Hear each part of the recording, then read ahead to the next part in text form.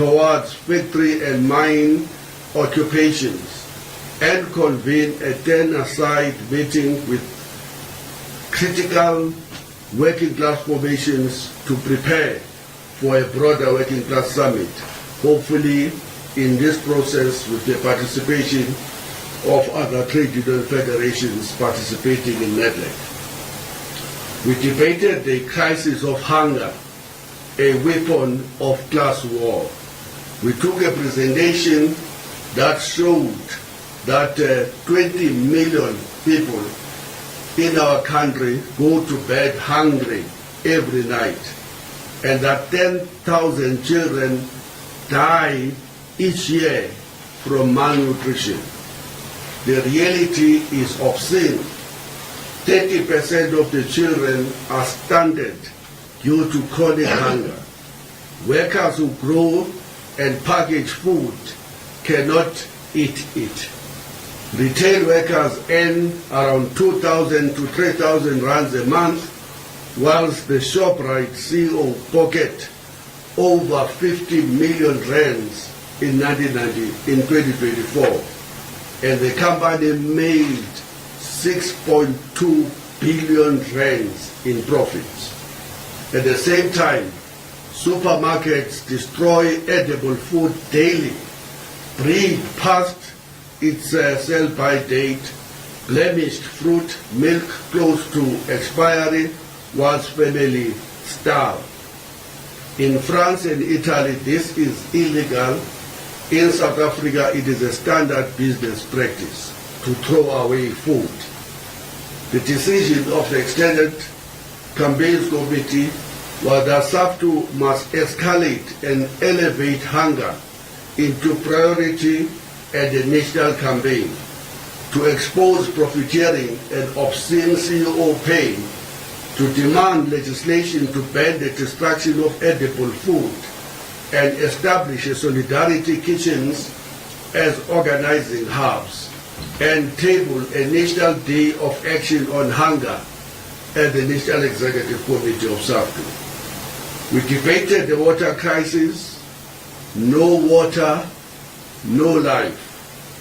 We took a presentation that situated the water crisis as a violation of Section 27 of the Constitution, to the right to sufficient water tied to dignity, health, and life itself. Johannesburg communities now go for days without water. Hospitals cannot function. Schools lose sanitation. And the decision of the campaigns committee was that SAFTU will fully mobilize for the 1st of November protest with the Johannesburg Water Crisis Committee and join the protest that took place on last Thursday, the 18th of September in Johannesburg, and that we will establish a water crisis task team and prepare rights-based campaign brief together with other civil society formations. On the housing, shared dwellers cry, we took a presentation from Abahlali Basemjondolo, who spoke of housing as a battlefield. And the General Secretary of Abahlali Basemjondolo, Kapelo Mohapi, would have spoken to the following 4 issues: that the RDP allocations are manipulated and sold by councillors to the politically connected, that families waiting decades in shacks whilst temporary location units become permanent teen prisons, that violent evictions without court orders, children watching as their homes are destroyed, and lastly, shack fires and flood killing the poor because electricity and sanitation are denied. And he concluded that this is a class struggle over land and the city, end of quote. And he went further to say the elites live in secure suburbs whilst the poor are criminalized simply for surviving, end of quote. And the decision of our campaigns committee is that we must launch a housing oversight program, publish quarterly corruption reports, provide legal defense for resisting communities, demand inside upgrading with services, and put housing at the center of the Working Class Summit to be on health crisis and oncology and death by neglect. The Treatment Action Campaign and the Cancer Alliance would have briefed the SAFTU Campaigns Committee and presented a chilling evidence of health system collapsing. And they raised the following, that cancer patients are told to come back in a year, just imagine, because radiotherapy and scanning machines are broken, condemned to death, that a woman dies every hour of cervical cancer in our country. Through it is, even though it is preventable and treatable, a woman dies every hour in our country due to cervical cancer, though it is preventable and treatable. That the Gauteng Department of Health spent 600 million rands on equipment, but without maintenance and without contracts to maintain, the machines remain non-functional. And that government spends more on lawyers to fight activists than to save lives. SAFTU decided that it will form a health and oncology task team with the TAC and Cancer Alliance, and that it will publish monthly reports on waiting times and broken machines. It will support the test case litigation to enforce court rulings, and it will demand the filling of the frozen health post and campaign for digital cervical cancer strategy.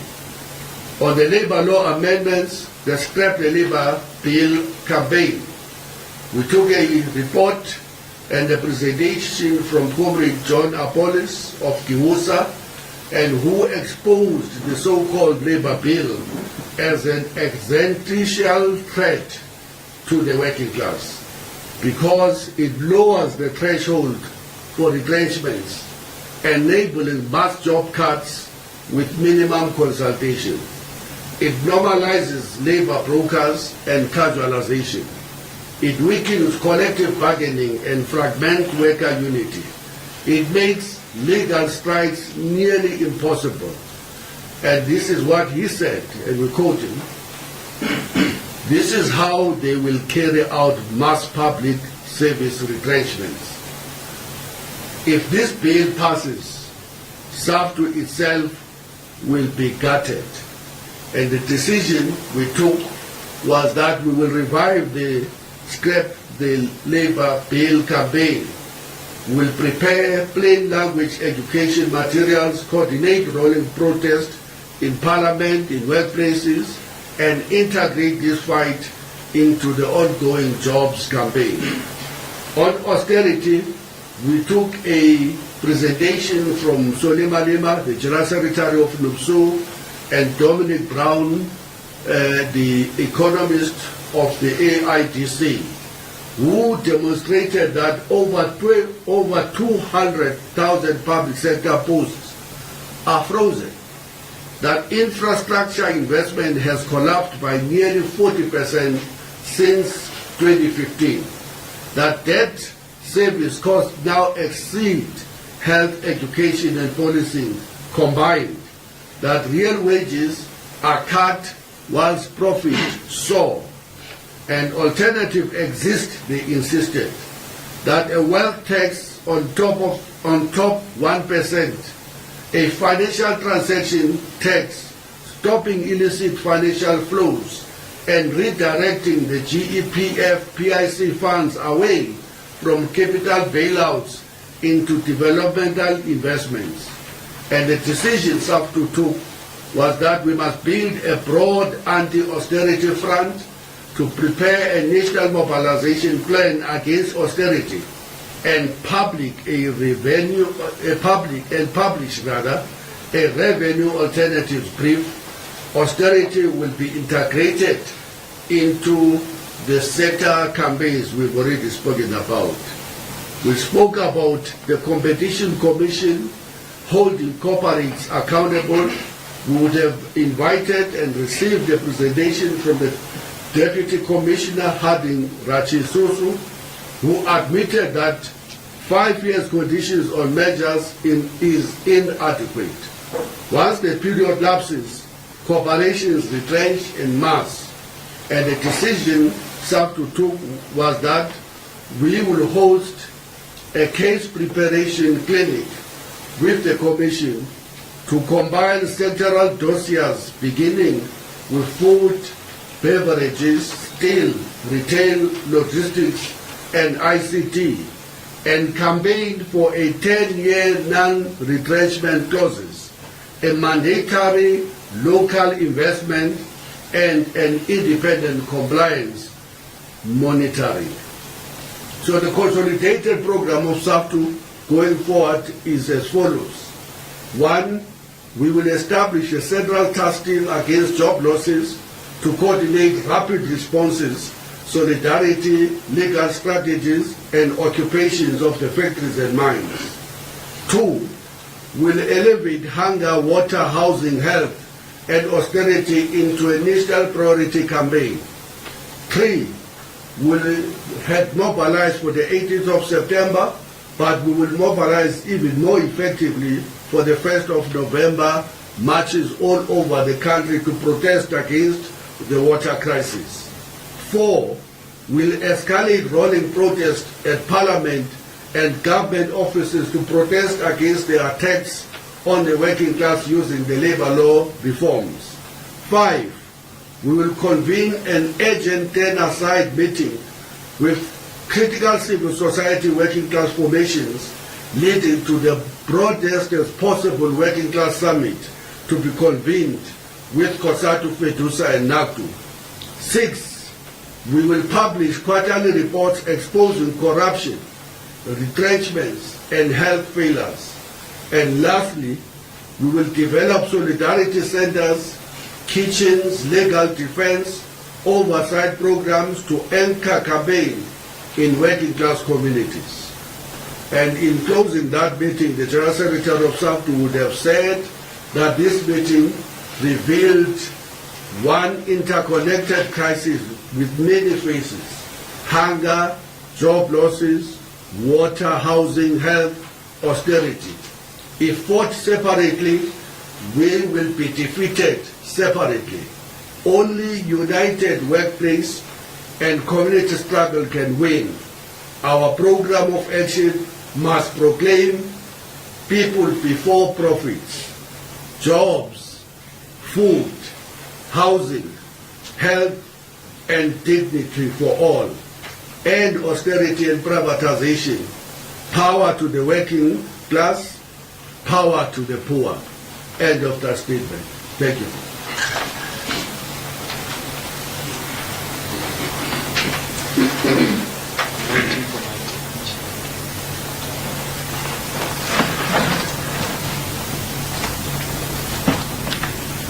Okay, thank you very much, Comrade Manga and Comrade ZV. Now we'll open it up for questions to be put to the panel. And we'll deal with obviously both the report, the administrator's report on YNITU, and of course the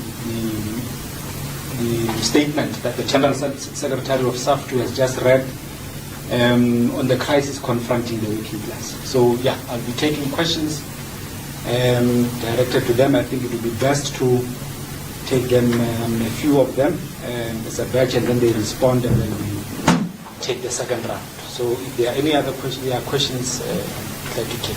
Yeah. Morning or afternoon. Notando Makutonera from SAFTU News.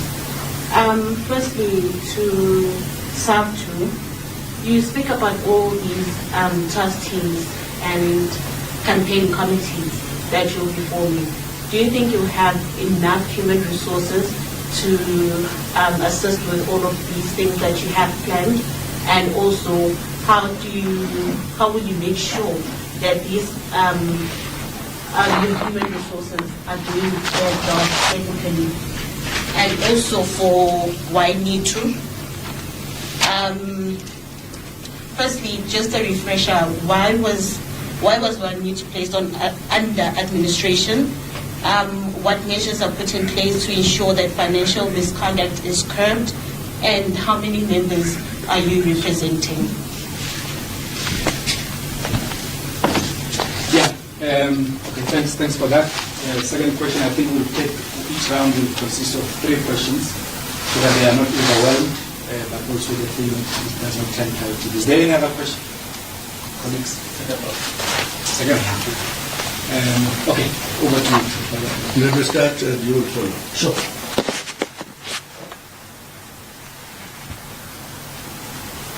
SAFTU has limited capacity at the head office. But the real capacity of SAFTU is within the affiliated unions. We are convening the task team, which will be constituted by 2 members from each of the affiliated unions. That gives us 34 warm bodies. We are convening that task team together with 1 member of SAFTU steering committee at each of the 9 provinces. That gives us 43 warm bodies. It is those warm bodies, 43 of them, that will be responsible to drive this campaign at every local, regional, provincial, and national level. So it is they that will drive the campaign. With the first meeting of that task team is on Monday, the coming Monday, the 29th. And thereafter we will convene the 10 aside strategic SAFTU and critical civil society formations, Abahlali basemjondoli, the housing crisis, the water crisis, the TAC health crisis, Cancer Alliance, and others, to prepare to engage with the rest of the working class, including to engage with the COSATU, FETUSA, NACTU, so that we can broaden the frontiers of unity going towards a broader working class summit. And we're saying that working class summit must be as broad as possible.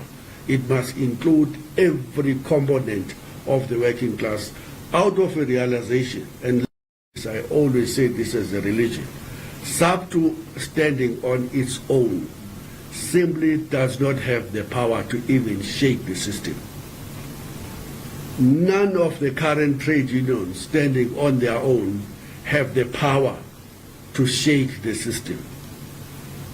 Even when combined, all of the trade unions in South Africa standing on their own simply have no power to shake the system.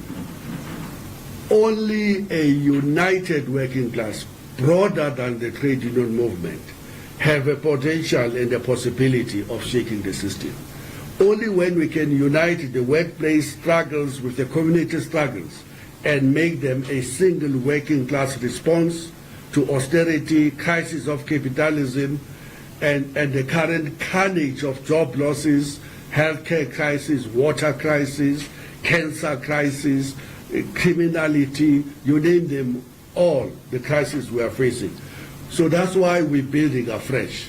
And hopefully our members will believe in this unity that has become so critical for us to survive.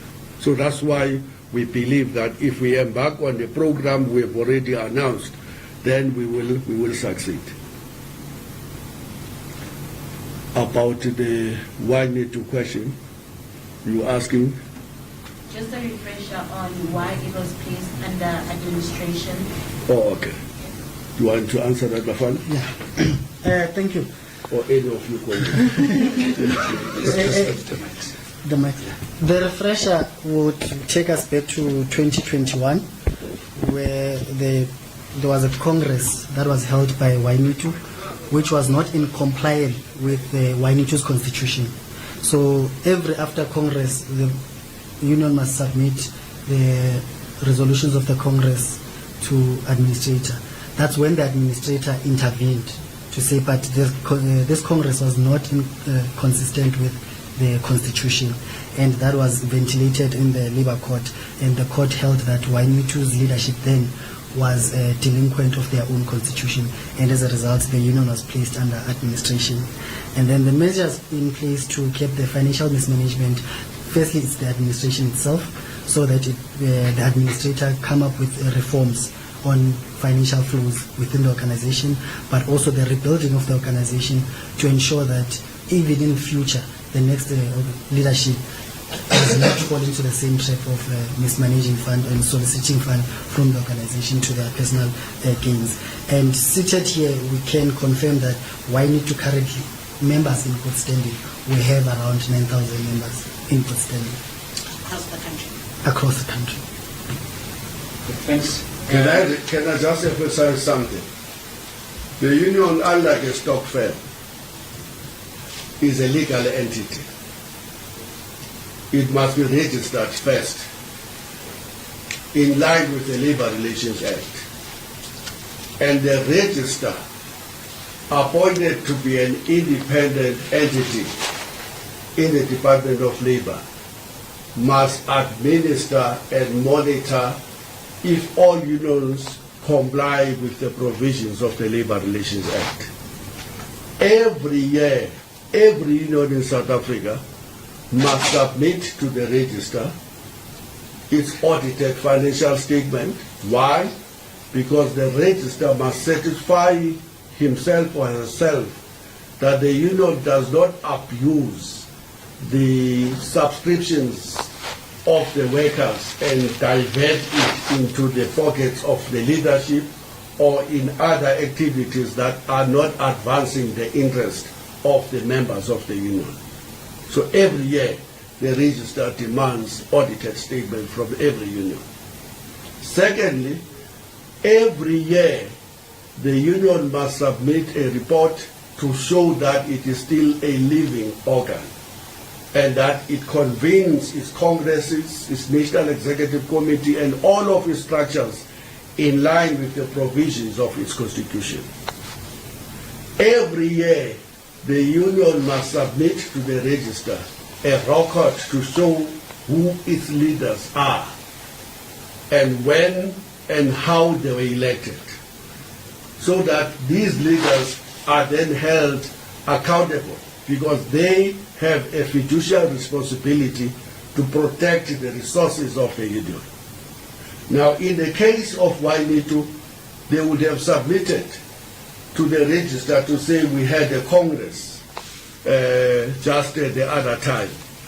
And the register would have then looked at what they are reporting and what are the provisions of the Constitution. For example, the Constitution of Wainitu is prescriptive about who should attend the members or who should attend the National Congress, as reflected in our statement. And accordingly, the union at that time had how many members? 8,800. Had about 8,000. The Constitution is prescriptive that at least a third of the members must attend the National Congress. That would have made it to require about 3,600 people to be present in the National Congress. But there were only 37 present. There were only 37 present. Most of them were present through the webinar. And about 15 or so were actually physically present in the meeting. That alone made the register, and SAFTU, by the way, to say, but you didn't comply with your own provisions of your constitution. And therefore, all of the decisions you have taken in that Congress are none and void, including whatever leadership that would have emerged. I'm not going to go to other issues. One of the issues, for example, critically important, was that the comrade who had stood in the Congress to be the General Secretary was no longer a worker in her workplace, in the form of Mrs. Lerato Mtunzi. The Constitution is prescriptive that only members can stand for positions in the Congress, not people who resigned before the Congress. It's unconstitutional. So SAFTU office bearers, and fortunately our stance was vindicated by the ruling of the Labour Court, of the register, to say no, this is not in line with the own constitution. And that's why the register applied to have the union put under administration. And then the union under Lerato Ntunzi and Rich Sitwina appealed to the appeals court. They lost. They appealed to the Constitutional Court, and the Constitutional Court simply refused to even listen to them and keep them out of the House. That's what happened. They can say whatever in the social media to mislead people, but that's actually what happened. We are now circulating to you the report of the register and the administrator of the union. And you will read in the report of the administrator, which is not contestable by the leadership that are making noise outside, that they abuse the trust of the membership. And the statement summarizes what they would have done, and the details are in the report of the administrator now in your position. The statement we are reading to you is just a summary of a bigger fraud and corruption on the part of Lerato Ntunzi and Rich Sitwina. Here are the highlights. The report indicates that she would have approved with that leadership that a cool 1.2 million rands of hard-earned workers' money be paid into her own son's company. Clear conflict of interest. She would have approved a 66,770 rands to pay a hotel that she owns. She would have approved a wasteful expenditure, a cool 40, for liquor alone, Oh, for liquor. 40,000 rands in a liquor bar in some very, very five-star hotel. From Umhlanga, Belito, to the best you can get in Cape Town, the 5 stars you can find in Johannesburg, all of them under the excuse that they were recruiting, spending thousands and thousands of workers' money. And she would have dishonestly inflated the membership of the union by 13,000 rands. And that the union was dying. Contrary to the big mouth, the union was dying if you look at its reserves, owing thousands and thousands of money to SARS and servicing inactive debts or debit orders, you name it all. Absolutely chaotic. And that's why the register said not under the Labour Relations Act. In a stock fail, you can do that, but not in a registered union. In a registered union, if you don't comply, you will be put under administration. It doesn't matter how loud you speak, but if you do not comply with the provisions of the Labour Relations Act, the register has a responsibility to act against you. They can call that conspiracy theory, what, but South Africa is not a banana republic, and that's why we're making a point that this how they have created is a typical fly-by-night union, not registered, no constitution, no accountability structures, just an ability to collect dues from the members. It will not be registered, not under the current provisions of the Labour Relations Act. It will remain a stock fail to mislead workers that they can be represented when they're in trouble, when that institution will have no legal standing in any bargaining structure to represent any worker. So any worker can join because South Africa's constitution guarantees the freedom of association to every worker. Fine, you can join. But you will have to understand that you belong to a stock firm, not a union. Thank you very much, Nopal. Yeah, the round two is open. You will be the first because you indicated earlier that you started round two. You want another bite? Yeah. All right, sir. Thanks very much. My name is Cliff from Indaba. Good afternoon. So I just want to ask the SG to say, recently we have seen people being retrenched left and right, and the food inflation has risen, and the question therefore is, why do we see this dearth amongst our community of not rising to the occasion? Why don't we see them in the streets like we used to in different years ago? So maybe would I be right to say, is this the absence there of front like SAFTU and other community formations? Because at the end of the day, these are workers. And on national issues, maybe what is your reaction to the commission that is probing the corruption in the police? And lastly, what do you think of Helen Zille being the mayor of the candidate for the mayor of Johannesburg? Thank you. Thank you very much. Just two more questions. Will Lerato and Kapadna be facing criminal charges following evidence of fraud and corruption?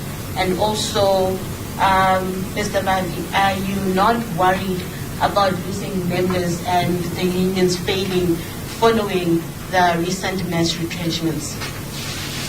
Yeah. Let me start with the Jacaranda news and say the source of our problem is the system of capitalism itself.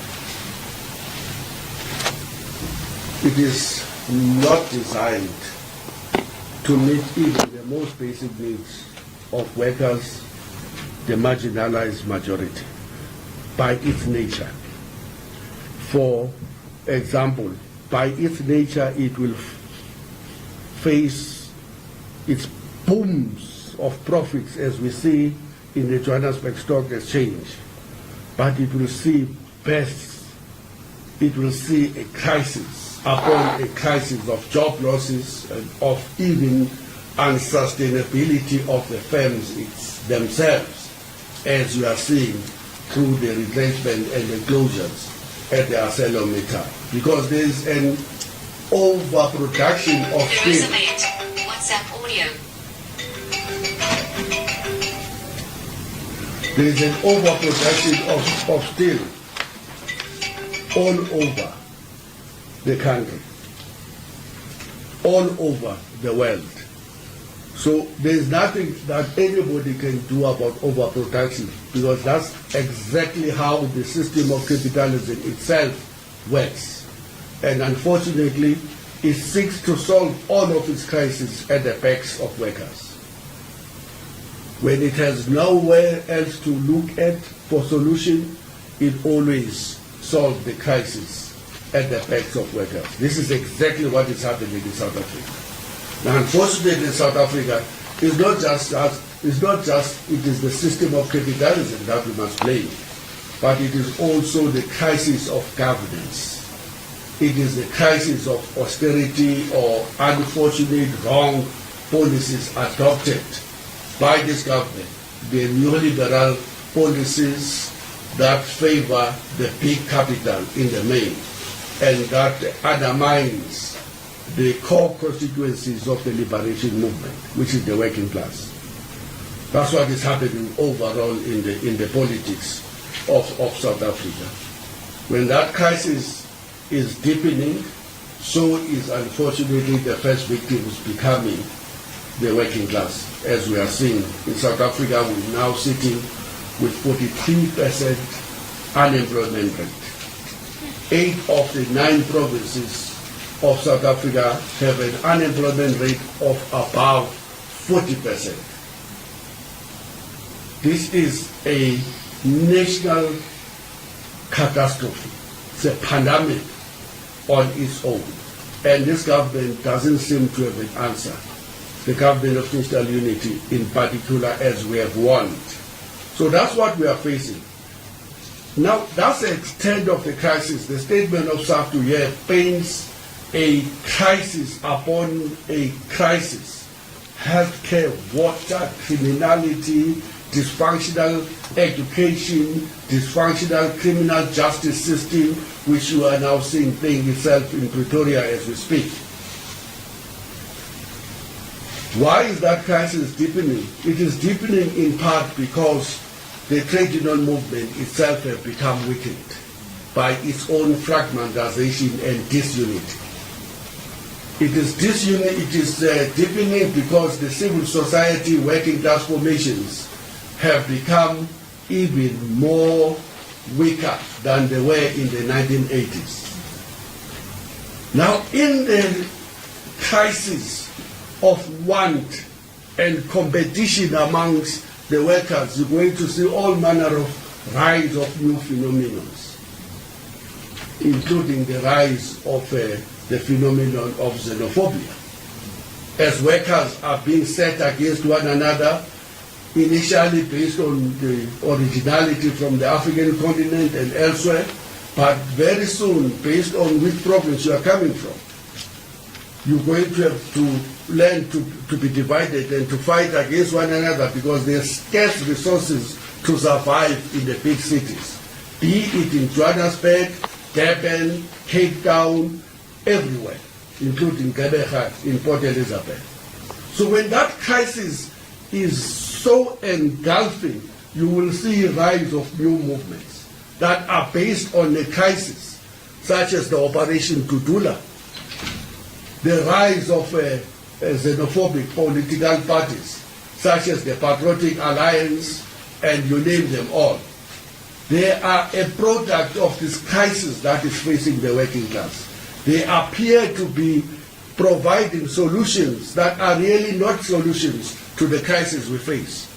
The crisis we face is a crisis of capitalism, and it is a crisis of mismanagement and misgovernance, neoliberalism, austerity, and inappropriate economic programs that will never solve the crisis we inherited from colonial and the apartheid era.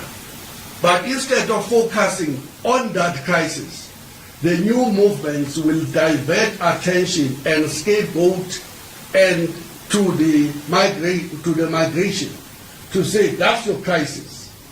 If you can block all our borders to make sure that nobody comes into South Africa, you would have solved the crisis of dysfunctionality of the state, or of the crisis of 12.6 million people who are unemployed, or 62% of the youth that is unemployed. False solutions to a deep crisis that the working class is facing. So that's what we are dealing with here broadly. The weakening trade union movement that used to represent 40% in 2007, that now represent a mere 24% of all employed workers in the society.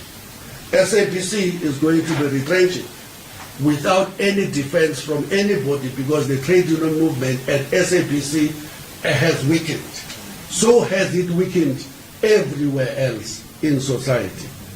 The attempt by SAFTU to establish the task team, to reach out to other federations, to build the bonds and unity with the rest of the working class is a desperate attempt to rebuild a front that once existed in the 1980s that is accredited for making South Africa ungovernable, which delivered the 1994 breakthrough.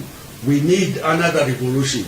We have repeatedly said so without shaking the system and the systemic roots of the crisis we are facing.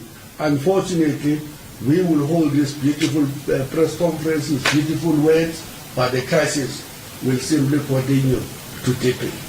Now, the Commission is a product of the crisis of governance, as you see it in Pretoria. Typical issue that we're speaking about here. Our criminal justice system is dysfunctional. The chances of you and your family receiving justice for the murder of your cousin, brother, mother, father, you name it all, in our country now is 14.5%. That's our conviction rate for murder. The South African police have lost 50% of its capacity to detect murder between 2000 and 2022. Nothing to do with migrants. It's a systemic failure of government to address even the basic responsibility to provide protections to the citizenship. That's what we are dealing with. So what we're hearing there is just a small window to the broader crisis of a collapsing criminal justice system that is being overrun by corruption, by cronyism, and according to General Mkhwanazi, the drug lords have found their feet inside the system and they are managing it to their best advantage. That's what is happening in Pretoria. SAFTU was amongst those that called for the establishment of that commission. We are happy that it is taking place, and we're happy that General Mkhwanazi was given 3 days to put the country into the picture. And we know that the rest of other people who are being accused will be given their own chance to respond to debate if they can debate what he says with evidence. But he seems to have hard evidence that he has presented to the commission. We want to see what the others that are being accused are going to come and say in that commission. But this may be a very important unraveling of the system of dysfunctionality itself. If the president, that's where our crisis is going to be, if this president will ever implement the recommendations of that commission. About Helen Zille, it was only this morning that I tweeted something very painful, and I want to read what I tweeted. I said, I warned years ago, the own goals being scored will one day bring us to the horror of saying President Zille. Those who were here for some time will know that I said this in April of 2011 when addressing a NUMSA bargaining council. I would have repeated the same warning in the May Day of that year. And I go further in my tweet to say, imagine the unbearable shame a leader like Helen Zille, who denies the genocide in the Palestine, ruling over a nation born from the ashes of slavery, colonialism, and apartheid. What a slap in the face of every martyr, every struggle hero and heroine, every sacrifice that delivered our fragile freedom. Now, I posted 2 videos there where Helen is saying genocide is big words. She doesn't know if it is happening in Gaza and in the broader Palestine. Goodness me. She knows that she's lying. The reason why she will not call it what it is because her funders, the Zionist lobby that is propelling her to become a mayor in Johannesburg, thanks to the own goals of the ANC, will not like a statement that she endorses the United Nations 2 reports now that says there is a genocide being committed in Gaza. That's what his own goals have delivered. have delivered to us to. People forget about Gaza and solidarity and how we won our democracy when they have no water. I was visiting a suburb in Kensington on Sunday, seeing my old friends. They told me that there have been no water in the upper side of Kensington for 25 days in a row. Just 25 days. When you create that crisis, unfortunately, you drive the voters right to the hands of Zionist, apartheid, Zionism supporters. That's what you do. The own goal can deliver for the right wing. And that's unfortunately what is happening in South Africa today. And thank you. I've already answered your question about why are we in this deep crisis. We are in this deep crisis because the trade unions themselves have scored their own goal. This what we are dealing with here in terms of the YNITU is an own goal. And the trade union movement have been scoring this own goal with intensity in the run-up to the Marikana massacre, where shop stewards were turned into being the HR managers of the mining bosses who hire and fire workers, who misrepresent them, where unions are not training their own members on their own constitution, leading to them being misled by every crook in the world. And some crooks really genuinely believe that the trade union movement itself represents the fourth coach of the gravy train. There is a first coach, national parliament. There is a second coach, provincial government. There is a third coach, the local government.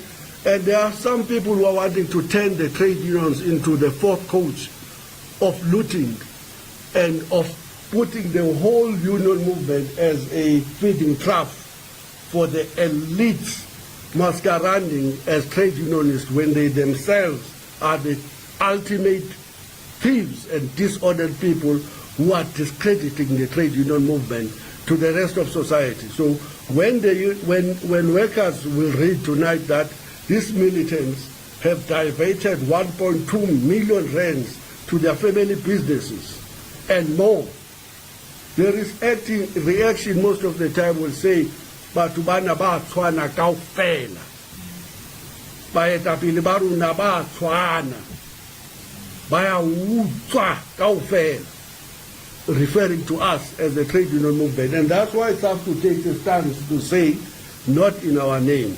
We have adopted 9 principles as the federation when we formed. 4th principle says we will strive for self-sufficiency and we will oppose corruption inside our ranks and outside our ranks. And that's exactly what we are doing here by exposing the shenanigans and the charlatans that have crept inside the trade union movement to promise workers new heavens when they know that they want to use the trade unions to eat. There was the question of criminal charges. Yes, the administrator will first get that money back. She's going to have to pay the money. 1.2 million paid to her son's business, 660,000 paid to her own hotel, 474,000 paid as in some form of an allowance to Richard Striner. And that's why he's now speaking out so loudly against the administrator, against this press conference, and against YNITU, is because he is directly conflicted by the 474,000 rands she received for doing absolutely nothing for the workers. There's apparently for relocation. So-called relocation to KwaZulu. Just explain this thing. It contributes squarely to what GS is talking about. The maladministrations within the organization contribute to the mess that we find ourselves as a country. So that is why, as the task team at YNITU, we said, firstly, we are going to challenge them. The first thing that we've done, we've removed them. Lerato has been dismissed. But what going to happen from now, we're going to recover the 1.2 million that was paid to her son's account, the 476,000 that was paid to reach Sikrina's personal account. it must be paid back. But also we're going to open criminal charges so that we send a strong message to say not in our name, and even to the future leaders in YNITU and anywhere else to say we need to build strong, formidable organizations that can challenge the status quo, that can be able to safeguard the workers' struggle, because that 1.2 million can be reinvested and rediverted in ensuring that we don't lose jobs in the sector, in health. So that is what is going to be happening from the testing point of view. Thank you very much. Yeah, the final round. The afterthoughts. Thank you very much. My name is Indaba. I come from the financial services industry in the capital. I would like to ask Mr. Vavi and the Comrade Vavi, I'm sorry, Comrade Vavi, and YNITU represented the National Task Team. I've seen that all your presentations that we have done, it's a program of action, okay? And for me, as a person in the financial services industry, I'd like to understand how we are going to finance your activities going forward to achieve your goals. That's my question. No, but that's not what we are about this in this press conference. Let's answer that question immediately after the press conference have ended. It have to do with, I guess, your activities in that sector. Yes. And we do agree that the trade union movement cannot survive without what I normally call, and I'm writing something about this, using the power of the numbers to gain more benefits for workers. And please watch the space. I'm writing something perhaps on as a goodbye to the trade union movement about how we can use our numbers on such things as insurance, banking. I'm writing something perhaps on as a goodbye to the trade union movement about how we can use our numbers on such things as insurance, banking, buying cars, housing ourselves through our pensions, and so forth and so forth. So we will engage with you about that, and I think we will bore everyone else because we have not produced that paper yet. Thank you. Yeah. Thank you very much for honoring the invite. Press conference is official. Thank you.